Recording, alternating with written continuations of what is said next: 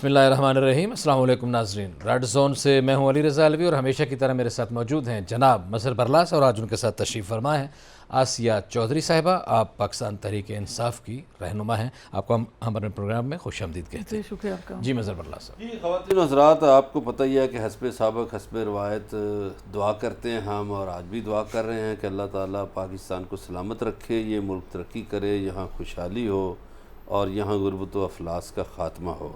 جی الوی صاحب.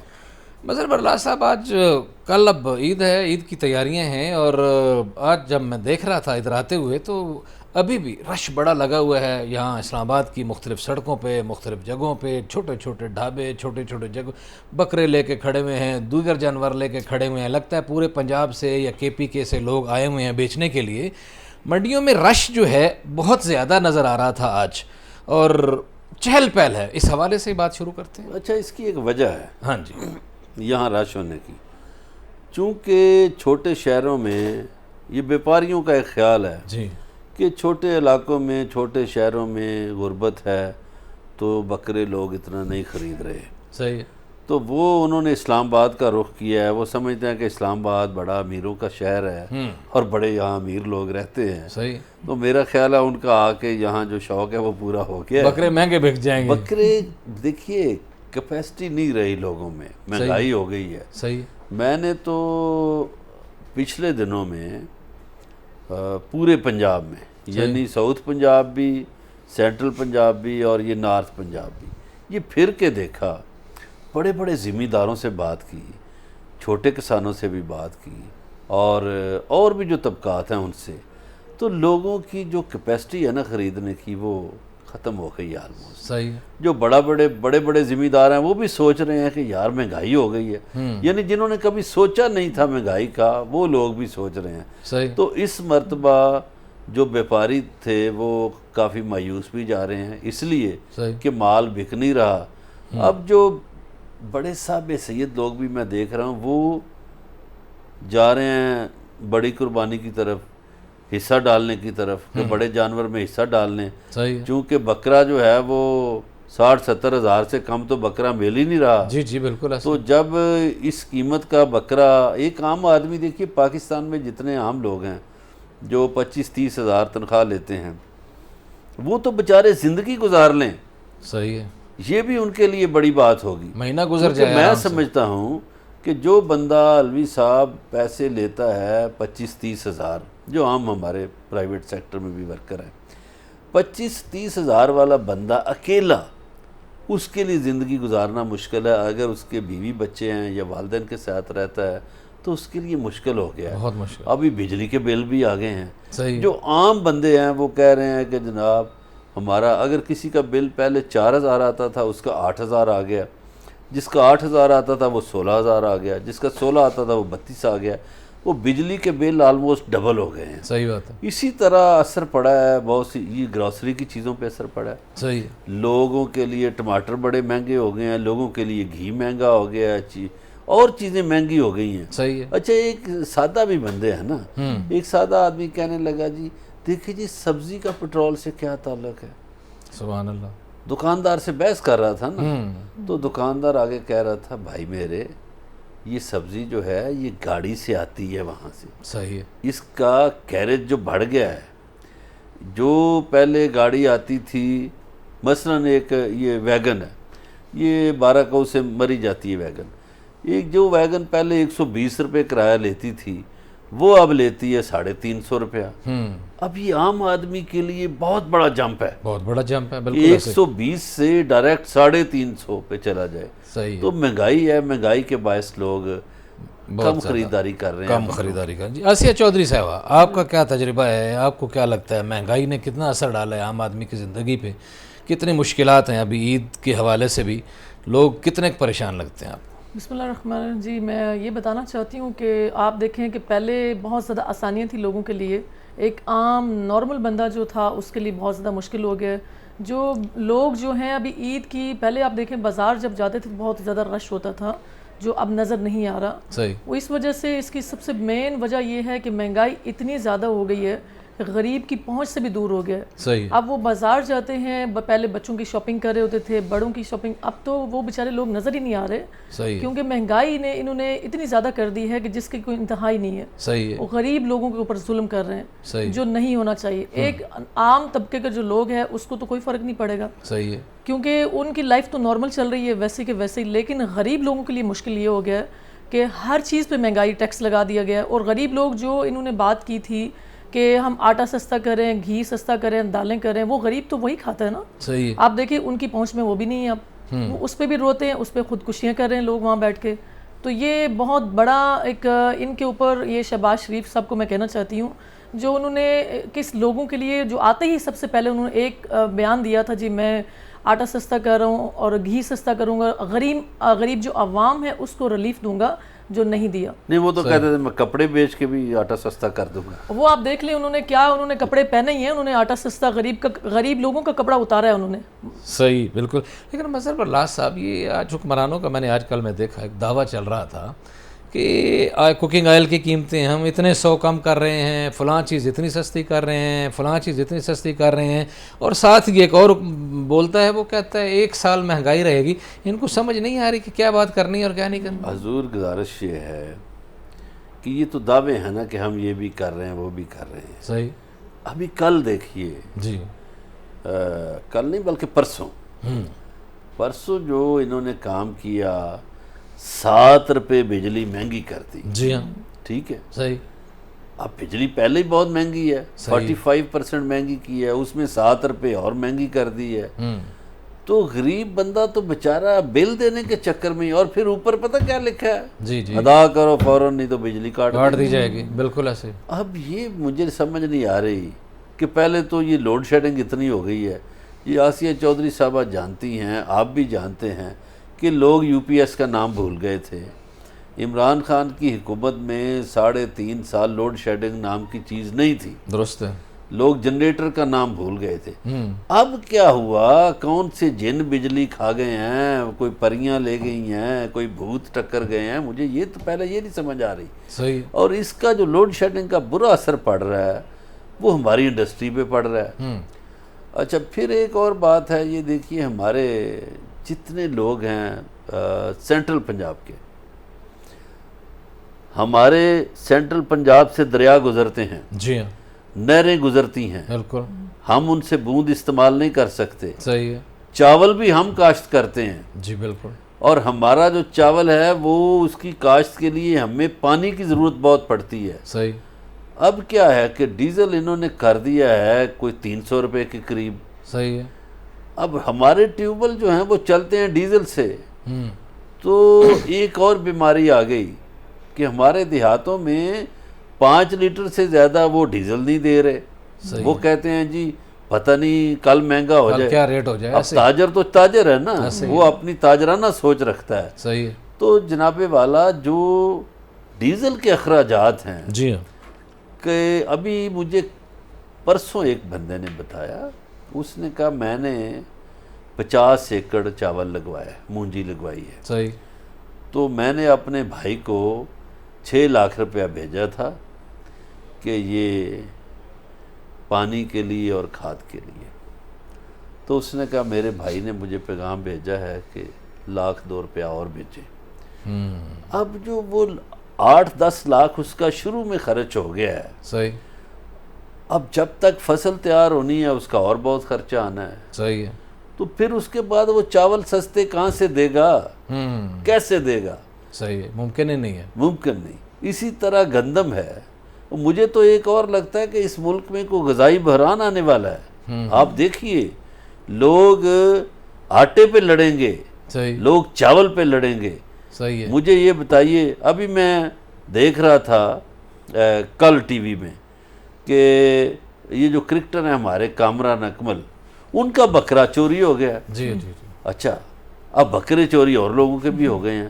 تو اس کا مطلب ہے کہ چوروں کے گروہ بن گئے ہیں. اب یہ جو پڑھے لکھے لڑکے ہیں جن کو آپ نوکریاں بھی نہیں دے رہے, جن کے گھروں میں غربت آ گئی ہے, وہ چوریاں نہیں کریں گے تو کیا کریں گے؟ وہ ڈاکے نہیں ماریں گے تو کیا کریں گے؟ اور جب چوریاں اور ڈاکے بڑھ جائیں گے تو خانہ جنگی شروع ہو جائے گی. صحیح. جب خانہ جنگی ہوگی تو یہ جو بڑے بڑے امیر ہیں نا، جو سمجھتے ہیں کہ ہم قلعوں میں رہتے ہیں، پھر قلعے محفوظ نہیں رہتے. ظاہر ہے جی، پھر تو معاملہ بہت زیادہ بڑھتا ہے آگے. آسیہ چودھری صاحبہ، آپ نوجوان ہیں، نوجوانوں کی نمائندہ ہیں. برلا صاحب نے بڑا اچھا اشارہ کیا کہ نوجوان نسل کو جاب نہیں مل رہی، والدین پتہ نہیں کتنی مشکلوں سے ان کو یونیورسٹیوں تک پہنچاتے ہیں، ڈگری حاصل کرتے ہیں، اور اس کے بعد بے روزگاری کا ایک سمندر ہے اور ایک بہت بڑا. عمران خان صاحب نے بھی بڑا وعدہ کیا تھا کہ بے روزگاری بھی کنٹرول کرنے کا. تو میں آپ کو ٹانٹ کرنے کے لیے نہیں کہہ رہا کہ انہوں نے پورا کیا یا نہیں کیا، لیکن ایک عمومی صورتحال اب یہ ہے کہ بے روزگاری بہت زیادہ بڑھ گئی. نوجوان طبقہ کیا سوچتا ہے؟ آپ کو کیا لگتا ہے اس ملک میں نوجوانوں کا مستقبل کیا ہے؟ میں آپ کو اس بات کا جواب اس لیے دیتی ہوں کیونکہ یہ جو آپ دیکھیں، جب عمران خان صاحب کی ہماری گورنمنٹ تھی، خان صاحب نے کہا تھا کہ نوجوانوں کو میں نوکریاں دوں گا، لیکن اس کے باوجود آپ دیکھیں 1 سال نہیں گزرا تھا کہ کرونا آ گیا. کرونا سب سے جو مین وجہ جو ہوئی ہے ناکامی کی، وہ نوکریاں نہ ملنے کی خان صاحب کے دور میں، وہ صرف یہ ہوا ہے کہ وہ کرونا کی وجہ سے حالات اتنے خراب ہو چکے تھے صحیح. کہ وہاں پہ مشکلات زیادہ بڑھ گئی تھی. نوجوانوں کو نوکریاں پھر بھی ملیں گی، انہوں نے وعدہ کیا تھا، لیکن کچھ لوگ جو ہیں، ہم لوگوں نے، مجھے خود پتہ ہے کافی لوگوں کو میں نے خود جابس پہ لگوایا ہے، ینگسٹر ہیں، یوتھ ہیں ہماری. خان صاحب ہمیشہ یہ کہتے رہے کہ جی میں یوتھ کو پروموٹ کروں گا، ماشاءاللہ وہ کرتے ہیں ہمیشہ سے. اب بھی آپ دیکھیں ان کے سراؤنڈنگ میں جتنے زیادہ آپ ان کے جلسز میں دیکھیں یا کہیں پہ بھی دیکھیں تو وہ ینگسٹر آتے ہیں. وہ کیوں آتے ہیں؟ کیونکہ انہیں ایک امید ہے عمران خان صاحب سے. اگر انہیں امید نہ ہوتی تو وہ اپنے اپنے گھروں میں بیٹھے ہوتے. نوکری نہ ملنا، کیونکہ اس کے ایسا لیڈر جو ہے جنہوں نے ایک وعدہ کیا، ان کو اگر تھوڑا ٹائم دیا جاتا تو وہ ضرور اس پہ عمل کرتے اور ضرور ان کو نوکریاں بھی ملتی. جب حالات تھوڑے بہتر ہوئے تو انہوں نے خان صاحب کو گھر بھیج دیا. یہ جو سب سے بڑی ایک ضلالت انہوں نے کر دی ہے، جو ایسا نہیں ہونا چاہیے تھا ہمارے ملک کے اندر. جو سب سے بری وجہ یہ ہوئی ہے کہ ایک بندہ جو ریکور کر رہا ہے، جو اپنے ملک کے لیے جنگ لڑ رہے ہیں، ان کو ہٹا کے ایسے چور چکیرے کو بٹھا دیا جا کے، جہاں پہ آپ سوچتے ہیں کہ وہاں پہ یوتھ اور ینگسٹر ان کا کیا مستقبل ہے؟ کچھ بھی نہیں ہے. مریم بی بی جو اب میں ایک بات ان کا کل انہوں نے ایک جلسے سے خطاب کری تھی لاہور کے اندر، انہوں نے کہا جی عمران خان صاحب نے کہا جی آپ لوگ گھر پہ بیٹھ جائیں. میں یہ نہیں کہوں گی کہ نہ بیٹھیں، وہ تو خود آپ لوگوں نے خود لوگوں کو گھر میں بٹھا دی ہے.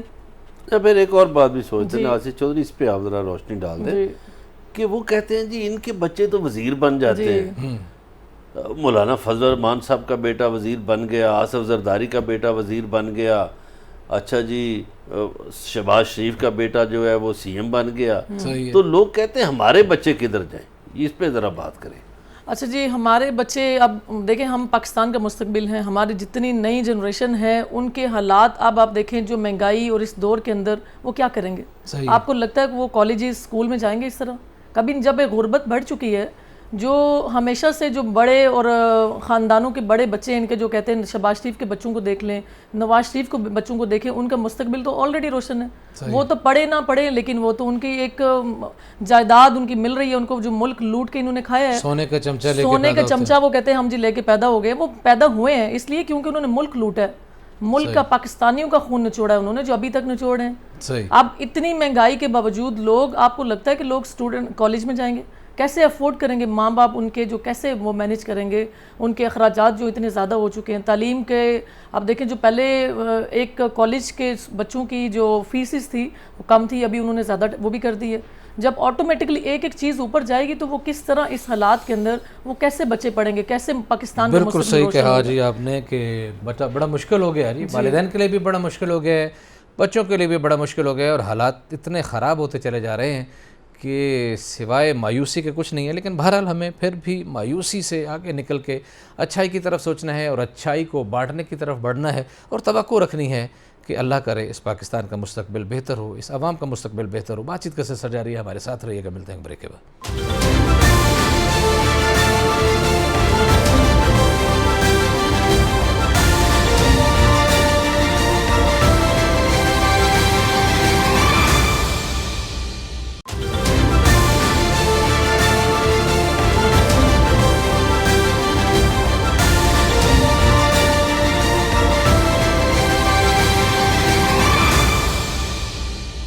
ویلکم بیک ناظرین. بریک پہ جانے سے پہلے مہنگائی کی بات کر رہے تھے، قربانی کی بات شروع ہوئی، بکروں کی مہنگائی کی بات شروع ہوئی، اور بات مہنگائی سے ہوتی ہوتی مہنگائی کی طرف چلی گئی اور نوجوان نسل کے مسائل کی طرف چلی گئی. ہم واپس اپنے موضوع کی طرف بڑھتے ہیں اور فلسفہ قربانی پہ بات کرتے ہیں کہ یہ قربانی کیوں لازم قرار دی گئی؟ سنت ہے، سنت ابراہیمی ہے، حج کے موقع پہ خاص طور پر کی جاتی ہے، وہاں حاجی جو جاتے ہیں ان کے لیے تو لازم امر ہے۔ یہاں ہم لوگ بھی اپنے اپنے گھروں میں اس کو یاد کرتے ہیں، سنت ابراہیمی کو، اور اس پہ عمل کرتے ہیں۔ مگر برلا صاحب کی طرف بڑھتے ہیں، ان سے پوچھتے ہیں کہ برلا صاحب یہ فلسفہ قربانی کیا ہے اور یہ ہمیں کس بات کا درس دیتا ہے؟ کیا یہ صرف اتنا ہی ہے کہ ہم جانور لے لیں، کوئی بکرا لے لیں اور اس کو جا کے اس کی گرلا کاٹیں اور اس کا گوشت لے کے کچھ محلے واداروں میں بانٹ دیں اور باقی فریج میں رکھ کے کھا جائیں، یا اس سے کوئی اور بھی کوئی مقصد ہے؟ اصل مقصد کیا ہے؟ اچھا جی، اس مقصد سے پہلے میں ایک بات آپ کو سنانا چاہتا ہوں، ایک واقعہ، مہنگائی کی جو کہ بات ہو رہی تھی۔ ہمارے دوست اجمل جامی، جی، اجمل جامی صاحب پچھلے دنوں خوشاب گئے، تو انہوں نے پھر ایک داستان لکھی کہ رات کے 10:30 11 بجے بھی ایک موچی کام کر رہا تھا، تو میں نے اس سے پوچھا کہ آپ اتنی بوڑھے آدمی ہیں، اتنی رات گئے کام کر رہے ہیں؟ تو اس کی آنکھوں میں آنسو آ گئے اور اس نے کہا بیٹا پہلے میں شام 7 بجے تک کام کرتا تھا، اب میری مجبوریاں ہیں، میں نے بچوں کا پیٹ پالنا ہے، سو میں رات 11 بجے تک کام کرتا ہوں۔ اگر ایک موچی کی یہ حالت ہے تو باقی طبقات کی کیا حالت ہوگی؟ صحیح۔ اب آ جائیے قربانی کے فلسفے کی طرف۔ دیکھیے، ایک تو ہمارے ہاں بڑا برا رواج نکل آیا ہے کہ جیسے آپ نے بتایا بکرا ذبح کرو اور گوشت کھاؤ، اس میں بھی دیکھیے بانٹنے میں بھی لوگ ڈنڈی مارتے ہیں۔ کیا ڈنڈی مارتے ہیں کہ جناب والا ران جو ہے وہ فریج میں رکھ دیتے ہیں، آدھا بکرا فریج میں رکھ دیا، کچھ خود کھا لیا۔ جو قربانی کا درس ہے وہ تو پہلے تقسیم یہ ہے کہ آپ اپنی اس بکرے کے 3 حصے کریں، جی، اور اس میں آپ نے یہ نہیں کرنا کہ یہ بوٹی اچھی ادھر کر لیں، پورے ہر چیز کو 3 حصوں کو ایک حصہ خود رکھیں، ایک حصہ اپنے عزیز رشتہ داروں میں تقسیم کریں اور ایک حصہ غریبوں میں تقسیم کریں۔ ٹھیک ہے، یہی فلسفہ سارا سال چلنا چاہیے آپ کی کمائی میں، کہ آپ نے جو کمایا، مثلاً آپ نے 100 روپے کمائے ہیں تو اس میں سے 33-34 روپے آپ خود رکھیں، صحیح ہے، 33 روپے اپنے بہن بھائیوں عزیزوں اقارب پہ لگا دیں، اور جو 33 بچ جائیں وہ آپ غریبوں میں تقسیم کر دیں۔ صحیح ہے، اگر یہ ہو جائے اور اگر یہ مسلمان اس طرح عمل کریں تو میں سمجھتا ہوں کہ معاشرے میں سے غربت نہیں رہے گی، ٹھیک کہہ رہے ہیں، غربت ختم ہو جائے گی۔ صحیح ہے، آپ کو یاد ہے کہ ہمارے ہاں اسلامک ہسٹری میں ایسے ایسے دور گزرے کہ زکوٰۃ لینے والے بندے نہیں ملتے تھے، اس لیے کہ زکوٰۃ صحیح تقسیم ہو رہی تھی صحیح ہے، اور غربت ختم ہو گئی۔ صحیح ہے، اسی طرح یہ دیکھیے ہمارے ہاں غریب تو مانگتا ہے، مانگ لیتا ہے، لیکن آپ کے عزیز، آپ کے قرب و جوار میں بہت سے لوگ دوست ایسے ہیں جو سفید پوش ہیں، وہ بیچارے مانگ بھی نہیں سکتے، درست بات ہے، تو وہ جو 33 روپے ہے وہ آپ ان سفید پوشوں پہ لگا دیں۔ تو یہ جو قربانی کی تقسیم ہے یہی آپ کے وسائل کی تقسیم ہے پورے سال کے لیے۔ صحیح ہے، کاش لوگ پورا سال اس پر عمل کریں۔ صحیح ہے، اور اگر فار ایگزامپل اس پہ بھی نہیں جاتے تو جو ایک زکوٰۃ کا نظام دیا گیا ہے یا عشر کا، یا جو اس پہ بھی عمل کرنا شروع کر دیں تو اسلامی نظام میں جو غریبوں کو ساتھ لے کے آگے بڑھا جا سکتا ہے۔ جی، آپ کے خیال میں یہ کہا جاتا ہے کہ اس پورے معاملے میں، اس فلسفہ قربانی میں، ایک تو جانور ذبح ہو گیا، بیٹے نے قربانی دی، باپ نے خواب دیکھا، بیٹے کو بتایا، بیٹے نے کہا بسم اللہ بابا جیسے آپ کہتے ہیں میں آپ کے ساتھ جا رہا ہوں، پھر بیٹے نے اف تک نہیں کی، قربانی کا چھری چلائی گئی، دمبا آ گیا، وہ ذبح ہو گیا۔ کہتے ہیں لوگوں نے اس جانور کو ذبح یاد رکھا لیکن باپ اور بیٹے کی گفتگو کو بھول گئے، ذرا اس پہ بات کیجیے۔ میں اس پہ بتانا چاہتی ہوں کہ جو ہمارے نبی پاک صلی اللہ علیہ وسلم نے ایک درس دیا ہمیں، ایک مسلمان، ہم کلمہ جب پڑھتے ہیں تو ہم مسلمان کہلا جاتے ہیں، ادروائز ہم اگر کلمہ نہیں پڑھیں گے تو ہم مسلمان بھی نہیں کہلانے کے قابل نہیں ہیں۔ صحیح، آپ دیکھیں کہ جو قربانی اس دور میں ایک باپ اور بیٹے نے دی، وہ قربانی اس قربانی کو بھول چکے ہیں۔ ایون کہ یہ تک بھول گئے ہیں کہ قربانی مظہر برلاس صاحب نے ٹھیک کہا کہ جو حصہ تقسیم کیا جاتا ہے اس میں بھی آپ بھی یہ بات کر رہے تھے کہ یہ جو 3 حصے کیے جاتے ہیں وہ اس لیے کیونکہ اس میں غریبوں کا حق ہوتا ہے، ایک آپ کے فیملی کا حق ہوتا ہے، ایک آپ کے رشتہ داروں کا ہوتا ہے۔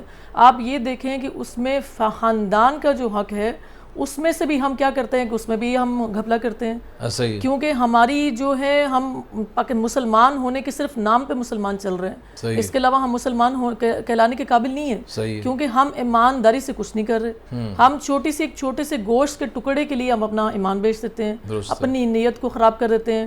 وہی گوشت اور وہی چیزیں آپ مہینے مہینے فریجوں میں رکھ کے غریب جو لوگ ہم پورا سال کھاتے ہیں نا گوشت، صحیح ہے، جو غریب کا حق ہے اس کو مارتے ہیں، صحیح اس کے حق کو کھاتے ہیں، اس کے حق کو فریج میں رکھتے ہیں۔ بھائی کس لیے آپ لوگ ظلم کریں؟ اس سے بہتر آپ قربانی نہ کریں۔ صحیح قربانی کا مطلب تو یہ ہے کہ اب غریبوں کے ان کا حق ان تک پہنچایا جائے صحیح جو انہوں نے نہیں پہنچاتے ہیں۔ صحیح ہے، جی بالکل صحیح۔ اچھا مظہر برلاس صاحب، ایک اور تھوڑا سا اس بات کو آگے بڑھاتے ہیں۔ اپنے حق کو چھوڑ دینا ایک چیز، مجھے لگتا ہے کہ یہ میرا حق ہے، لیکن ایک بندے کو ضرورت ہے تو یہ پینسل اس کو دے دی، یہ موبائل میں سمجھتا ہوں اس جگہ پہ میرا حق ہے، ہٹ گیا، یہ عہدہ اس پہ میرا کسی، یہ ہمارے ہاں یہ قربانی کا جو فلسفہ ہے ہم اس پہ کیوں نہیں آتے؟ ہمارے ہاں لالچ ہے، ہوس ہے اور دھکم پیل ہے، لوگوں کو راستے سے ہٹا کے آگے بڑھنے کی بات ہے، لوگوں کو کندھوں پہ چڑھ کے ان کو گرانے کی بات ہے، بازو پکڑ کے ان کو اوپر اٹھانے کی بات نہیں ہے، ٹانگیں پکڑ کے ان کو نیچے گرانے کی بات ہے۔ اس پہ ہم اس موقع پہ کیسے سیکھ سکتے ہیں؟ دیکھیے عجب اتفاق ہے کہ قربانی ہم کرتے ہیں مسلمان، ہمیں درس دیا جاتا ہے کہ اس سے سیکھیں، لیکن اتفاق ایسا ہے کہ ہم اس سے نہیں سیکھتے۔ صحیح، یہ جو آپ نے مثال دی پینسل والی، سیل فون والی، کینیڈا میں اور یورپ کے کئی ملکوں میں ایسے سینٹر بنے ہیں، کمیونٹی نے بنائے ہیں کہ مثلا انہوں نے نیا پرس لے لیا ہے، ان کا پرانا پرس ہے وہ ادھر رکھائیں گی، آپ نے سیل فون نیا لے لیا ہے وہ سیل فون رکھائیں گے۔ لوگ جو ان کو ضرورت نہیں ہوتی چیزوں کی، کسی نے نیا صوفہ لے لیا ہے تو وہ پرانا صوفہ ادھر رکھ دیں گے، ادھر جس چیز کو ضرورت ہوتی ہے وہ لے کے جاتا ہے۔ صحیح، لیکن اگر ہمارے معاشرے میں ہو تو ایک ہی بندہ اٹھا کے سارا سامان لے جائے، صحیح ہے، بالکل ٹھیک ہے۔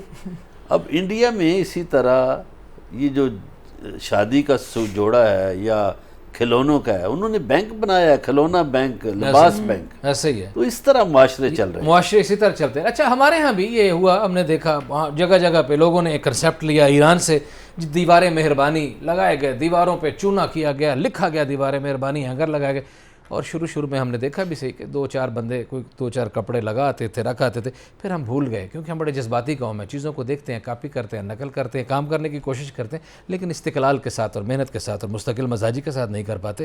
اگر نیک کام مستقل مزاجی سے کیے جائے تو اس کے زیادہ اچھے اثرات ہو سکتے ہیں۔ بات چیت کا سلسلہ جاری ہے، ہمارے ساتھ رہیے گا، ملتے ہیں ایک بریک کے بعد۔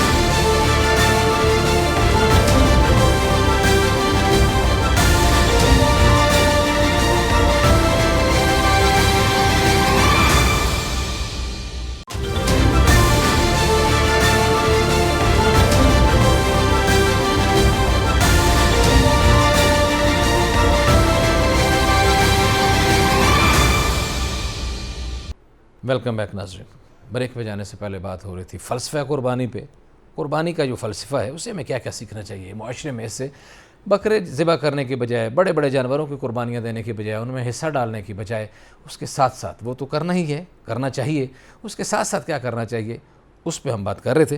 آگے بڑھتے ہیں اور آگے ہمارا موضوع ہے ضمنی انتخابات۔ ضمنی انتخابات کے حوالے سے مظہر برلاس صاحب سے پوچھتے ہیں کہ پنجاب میں بڑی چہل پہل ہے اور دونوں طرف سے بڑے دعوے کیے جا رہے ہیں، زبردست قسم کے جلسے کر رہی ہے مریم نواز بھی اور عمران خان صاحب بھی۔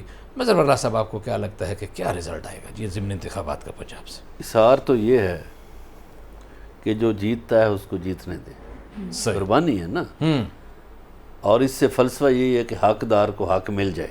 صحیح۔ لیکن ہمارے ہاں جن لوگوں کی حکومتیں ہوتی ہیں، انتظامیہ ان کے انڈر ہوتی ہے، ظاہر ہے وہ کام کر رہے ہیں۔ پنجاب میں یہ صورتحال ہے۔ اگر پاپولیٹی کے اعتبار سے دیکھیں تو عمران خان اس وقت مقبول ترین لیڈر ہے، ٹھیک ہے، اور شاید محمد علی جناح کے بعد یہ سب سے مقبول ترین لیڈر بن گئے ہیں عمران خان صاحب. صحیح. ان کے جلسے سننے کے لیے، دیکھنے کے لیے لوگ بارش کی پرواہ نہیں کرتے.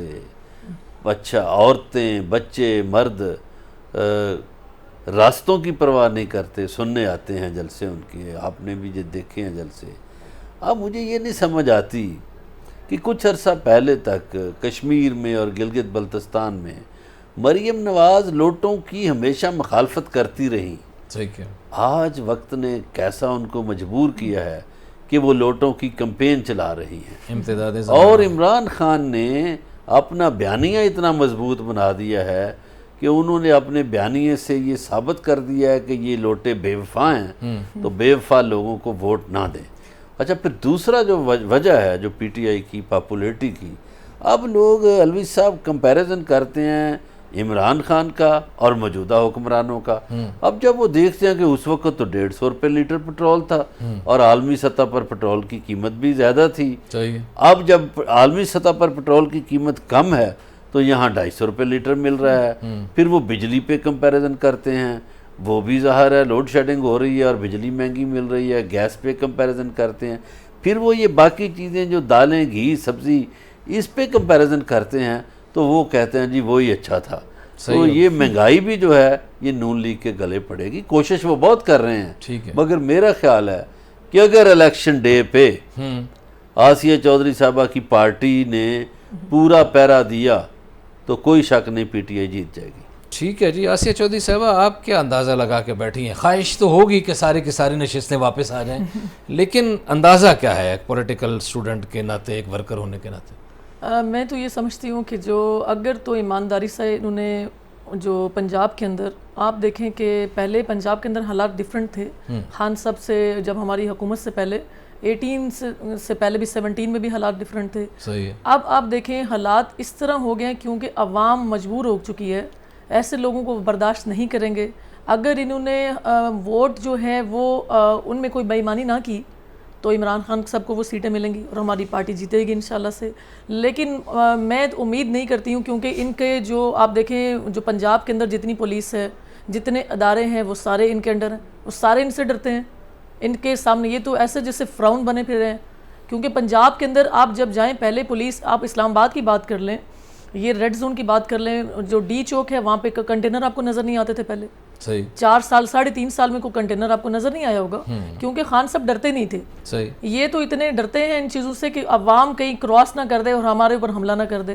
عوام اتنی بے وقوف نہیں ہے کہ وہ اداروں کو ان کی تحلیل کرے یا ان کو توڑنے کی کوشش کرے. ایسا کبھی نہیں کریں گے. نہ ہی خان صاحب نے ہمیں کوئی ایسا درس دیا، نہ ہمیں کوئی غلط رستے پہ لگاتے ہیں. ہمارا یہ حق ہے، ہم پاکستانی ہونے کے ہمارا یہ حق ہے کہ ہم جو صحیح رستے پہ ہے اس کا ساتھ دیں.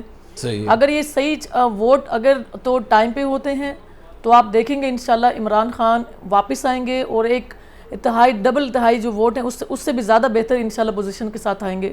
لیکن جو چانسز بہت کم ہیں انہوں نے کیے ہیں. لیکن اللہ کی جو لاٹھی ہے وہ زیادہ مضبوط ہوتی ہے. انسان تو کچھ نہیں کر سکتا. انسان جو سوچتا ہے وہ ایسا نہیں ہوتا. 1 سال کا ٹائم تو گزر جائے گا. لیکن اس کے بعد دیکھیں لوگ انہی کو گالیاں نکال رہے ہیں. صحیح. کیونکہ ان سے کنٹرول نہیں ہو رہی چیزیں نا. تو خان صاحب کو تو یہ گالیاں نکالتے تھے. 5 روپے بڑھتا تھا پیٹرول. انہوں نے کہا جی وہ عمران خان، مریم نواز اپنے جلسوں، خان صاحب یہ اپنے لوگوں کے اوپر کرم ڈھا دی ہے. اب کیا عوام کا انہیں ترس نہیں آتا ان پہ؟ صحیح. ان پہ رحم نہیں آتا ان کو؟ یہ تو فراؤن ہے، ان کو تو پرواہ نہیں ہے. یہ تو مہنگی مہنگی گھڑیاں، اور بات کر رہی تھی مریم نواز جو بی بی پہ ایک الزام لگا رہے ہیں. چھوٹی سی بات ہے. جو آپ کہتے ہیں کہ جو چور ہے وہ بشرا بی بی چور ہے. اگر بشرا بی بی چور ہیں تو آپ لوگ کیا ہیں؟ صرف ان سے یہ پوچھیں کہ یہ خود کیا ہے. یہ تو پورا خاندان چور ہے. انہوں نے کچھ نہیں کیا. انہوں نے کچھ بھی نہیں کیا. گھڑی سے مجھے عمران خان والی گھڑی یاد آ گئی تو وہ بھی کچھ نہیں کیا. کچھ بھی نہیں کیا. خان صاحب کو بھائی پیسوں کی پرواہ ہے انہیں. تو اگر آپ میں کہتی ہوں کہ اگر میں عمران خان کی سپورٹر، ایز اے سپورٹر، اگر وہ مجھے کہیں کہ آپ کو گھڑی مجھے گفٹ چاہیے تو ہم خود دیں گے. ہمارے تو لاکھوں ورکرز ایسے ہیں جو فارنر جو کنٹریز میں بیٹھے ہیں، وہ اٹھا کے عمران خان کو ہر چیز دینے کے لیے تیار ہے. اپنے گھر لوگ بیچنے کے لیے ریڈی ہیں کہ عمران خان سب حکم کریں. تو آپ کو لگتا ہے کہ وہ چوری کریں گے؟ صحیح. زبردست جذبہ ہے جی یقیناً کے پی ٹی آئی کے کارکنوں کا. لیکن مظہر پرلاز صاحب، ہم دیکھتے ہیں کہ عمران خان صاحب نے ایک آدھ دن پہلے بھی یہ بات کی، مجھے یہ چیف الیکشن کمشنر پر اعتماد نہیں ہے، الیکشن کمیشن پہ اعتماد نہیں ہے، انہی پہ ہی پہلے وہ اعتماد کیا کرتے تھے، اور ابھی الیکشن سے پہلے وہ اس طرح کی گفتگو کر رہے ہیں، یہ ماحول بنا رہے ہیں کہ اگر خدا نخواستہ سیٹیں ہار جائیں تو یہ کہہ سکیں کہ دھاندلی ہو گئی ہے، یہ الیکشن کمیشن جو ہے وہ ٹھیک نہیں تھا۔ میں دیکھیے ہر ایک بات کی کوئی وجہ ہوتی ہے۔ مثلا جب یہ لوگ منحرف ہو گئے پی ٹی آئی کے اراکین، تو الیکشن کمیشن نے تو کوئی کارروائی نہیں کی، کارروائی ہوئی سپریم کورٹ سے، صحیح، تو الیکشن کمیشن عمران خان کی نظروں میں مشکوک ہو گیا کہ بھئی ایک رائٹ بات تھی، ایک حق تھا، ایک جائز بات تھی، تو الیکشن کمیشن کیوں چپ رہا؟ صحیح، پھر جب حمزہ شہباز منحرفین کے ووٹ لے کر وزیر اعلیٰ بن گیا تو الیکشن کمیشن چپ رہا۔ صحیح، پھر الیکشن کمیشن کو ڈائریکشن ملی لاہور ہائی کورٹ سے، تو انہوں نے ڈی سیٹ کیا، تو الیکشن کمیشن اپنے اس کام کی وجہ سے بھی مشکوک ہوا۔ ٹھیک، پھر الیکشن کمیشن کو پی ٹی آئی والے روتے رہے کہ ہماری 5 سیٹیں بھئی وہ مخصوص سیٹیں وہ اناؤنس کرو، الیکشن کمیشن چپ کر کے بیٹھا رہا، تو الیکشن کمیشن مشکوک ہوا۔ صحیح، پھر وہ ہائی کورٹ نے ڈائریکشن دی، پھر سپریم کورٹ نے ڈائریکشن دی کہ جناب والا یہ 5 سیٹیں جو ہیں یہ اناؤنس کرو، صحیح ہے، پھر وہ اناؤنس کرنا پڑی۔ تو ان 3 وجوہات کی بنیاد پر عمران خان صاحب کے شک جو ہیں وہ درست ہیں، صحیح، اس لیے کہ انہوں نے اپنے عمل سے یہ ثابت کیا کہ ہم ڈنڈی مارتے ہیں، انہوں نے ڈنڈی ماری، تو عمران خان صاحب اس لیے شک کا اظہار کر رہے ہیں ان کی پچھلی کارکردگی دیکھ کر۔ جی، مظہر بلّہ صاحب عمران خان کے شکوک و شبہات کی حمایت کر رہے تھے، کہہ رہے تھے کہ یہ وجوہات ہیں، 1 2 3 4 انہوں نے بہت ساری وجوہات گنوائیں، ان وجوہات کی بنا پہ عمران خان الیکشن کمیشن پہ انگلی اٹھاتے ہیں، اور الیکشن کے بعد کیا ہوتا ہے، الیکشن والے دن کیا ہوتا ہے، بس یہ دعا کرنے کی ضرورت ہے کہ ماضی میں کچھ جو ابھی بلدیاتی انتخابات کے موقع پہ ہم نے دیکھا، کہیں جگہوں پہ قتل و غارت ہوئی، کئی جگہوں پہ لوگ مارے گئے، کچھ اٹھا لیے گئے، کچھ جگہوں پہ دوبارہ الیکشن کروانے پڑے، تو ایسا نہ ہو، خدا کرے خیر سے، امن سے، سلامتی سے یہ الیکشن گزر جائیں، جو بھی جیتے، جس کو بھی عوام اعتماد بخشیں، وہی برسر اقتدار آئے گا۔ آج اتنی آپ سے ملاقات ہوگی، کل اپنا خیال رکھیے گا، اللہ نگہبان۔